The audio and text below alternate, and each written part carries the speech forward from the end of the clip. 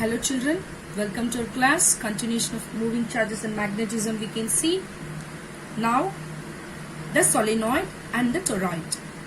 Solenoid, an insulated copper wire wounded around or wound closely in the form of a helix. See a solenoid which is shown an enlarged view of the magnetic field which is there. See, by long solenoid, we mean that the solenoid's length is large compared to its radius. It consists of long wire wound, what we said, in the form of helix. Right. Now, the magnetic field at the point close to a single turn of the solenoid is in the form of concentric circles, like that of a straight current carrying wire. The resultant field of the solenoid is the vector form of the field due to all the turns in the solenoid. See, you have to take all the turns which is present in this, right? Obviously, the field due to the neighboring turns add up along the axis of the solenoid, but they cancel out in the perpendicular. In the perpendicular direction, it will get cancelled out. Thus, the field at the interior point P, here inside the solenoid, the field will be uniform, straight and strong along the axis. But the field at the exterior point at Q, which is very weak, and it is along the axis of the solenoid with no perpendicular component which is act on it. So that this pattern, by saying only this pattern, you can understand that the finite length with the solenoid, so that it is very weak and along the axis also. So that outside it is not applicable. Right. And also the enameled wire which is used for the winding, so that the turns are insulated from each other, right? See, this is expression for the magnetic field inside a long straight current carrying conductor. What is straight current carrying conductor? If they ask like that, which is nothing but that is solenoid, right? We can take the magnetic field inside a closely wound long solenoid. It is uniform everywhere, and it is zero outside it, right? As we already seen the expression and explanation parts, and which shows that the view of long solenoid at various turns of the solenoid, the current we said already, it is coming out of the plane of the paper which is marked as points, and it is enters into it which is nothing but cross. We already discussed this thing. You have to consider all these things like that. To determine the magnetic field at any inside the point, we are going to consider here the rectangular closed path which is ABCD we have taken as in the Ambrian loop, right? See, according to Ampere's law, see the Ampere's law which is nothing but closed integral of BdL mu naught I, right? Now, the closed integral of BdL, which is equal to mu naught I. This is the Ampere's circuital law. We are going to apply the current which is there in that ABCD, this part, how it is moving. We can see now, right? Now, we'll take closed integral of B dot dl, which is equal to integration of A to B, that is BdL, plus B to C, the part by part we are going to take B dot dl, right, plus C to D, B dot dl, sorry, plus D to A.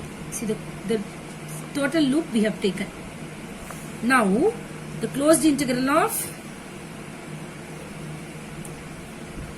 B to C, we can see now this one, B to C dl, which is equal to integration of what it will come. B to C is this is cos 90, and also D to A, B to C and D to A, both which is cos 90, the direction only which is getting varied, so that this both term will get 0. Then C to D you can take, it is outside. So in that Q, outside the solenoid is also 0. So we are going to take only that part of A to B. Right. Now, see this B to C, that is BDL cos 90 degree. So 0. Then again which is equal to D to A BDL cos 90 degree, which is equal to 0. Then again here integration of C to D, also BDL, which is equal to 0. See all these terms which is get 0, as we can take B is equal to 0 for all points outside the solenoid. So outside the solenoid, the magnetic field which is 0 we proved. Now we can take only the closed integral of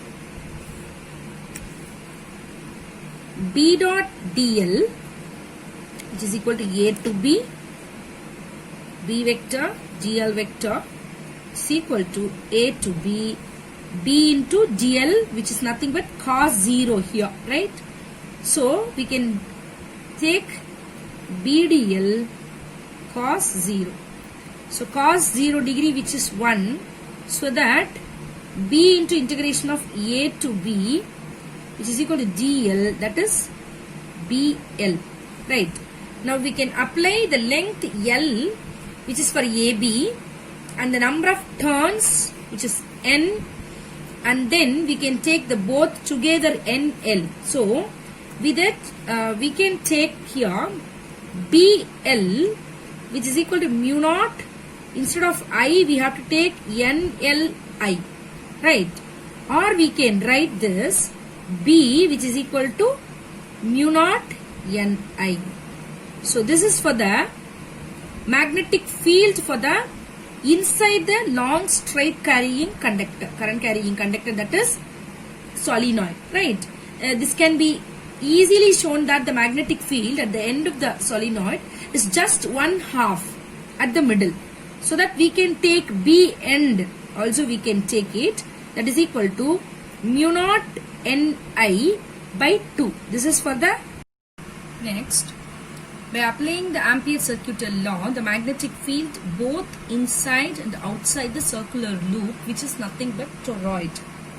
The toroid, which is nothing but the hollow circular ring on which a large number of turns of a wire are closely wound. It can be viewed as the solenoid which has been bent into a circular shape, right, to close on itself, which is carrying a current I, right. See, we are going to take the magnetic field has a constant magnitude everywhere inside the solenoid, here this side, but in this interior space at P and the exterior space at Q, the magnetic field which is 0. We'll prove through it. And the second diagram, which shows the sectional view of the toroidal solenoid. See, the direction of the magnetic field inside, which is clockwise direction as per the right hand thumb rule for the circular loop. See, 3 circular Amberian loop, which we are seeing as a dotted lines, and by symmetry the magnetic field should be tangential to them and constant in magnitude of each of the loop, right? See, by these 2 diagrams we are going to prove that the constant magnitude everywhere inside the toroid and 0 interior point and the exterior point. Let us see, right?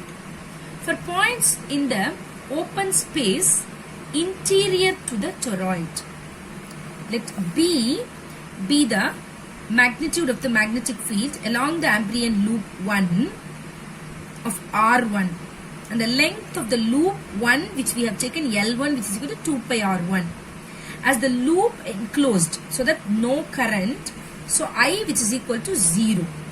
By applying Ampere's circuit law here, that is B1 L1 which is equal to mu naught I, or we can say that B1 into 2 pi R1 instead of L1, which is equal to mu naught into 0. So what will come? This B1 which is equal to 0. That means the interior, the open space which is there inside the toroid, right? For the point inside the toroid, let B be the magnitude of the magnetic field along the Amperean loop 2, which is R2, we have taken it as R, and length for the loop 2, which is L2, which is equal to 2 pi R. See, if n number of turns which is there in the toroid, and I which is we have taken as the current of the toroid, then the total current enclosed by the loop 2, which is nothing but N into I, so Ni, right? By applying Ampere circuit law here for the second loop, now B into 2 pi R, which is equal to what? Mu naught into Ni, or we can say that mu naught Ni by 2 pi R, which is equal to B, right? So this is for the toroid, which is there B. Now if R be the average radius of the toroid, then N, small n, be the number of turns per unit length, right? So then the capital N, which is nothing but what? The N is the total number of turns which is in the toroid, which is equal to 2 pi R N. So therefore B, which is equal to mu naught Ni will come, right? Instead of that N, we are going to apply here 2 pi Rn. The 2 pi R will be get cancelled, so that mu naught Ni. By simplifying this, we can get the toroid inside the magnetic field, which is nothing but mu naught Ni, right? The next one is the open space exterior to the toroid. See, each turns of the toroid passes twice through the area enclosed by the Amperean loop 3. See, but for each turn, the current coming out of the plane of the paper, which is get cancelled out, right? By the current which is going inside into the paper. So I, which is equal to what will come for the exterior point, is 0, get cancelled out. Then which is 0 means then B3, which is equal to 0. Do you understand this? Right. Thank you, children.